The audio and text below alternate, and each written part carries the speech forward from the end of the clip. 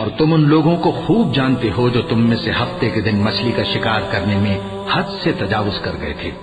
तो हमने उनसे कहा कि जलील और खार बंदर हो जाओ, और इस किस्से को उस वक्त के लोगों के लिए और जो उनके बाद आने वाले थे इबरत और परहेजगारों के लिए नसीहत बना दिया। और जब मूसा ने अपनी कौम के लोगों से कहा कि अल्लाह तुमको हुक्म देता है कि एक बैल ज़बह करो, वो बोले, क्या तुम हमसे हंसी करते हो?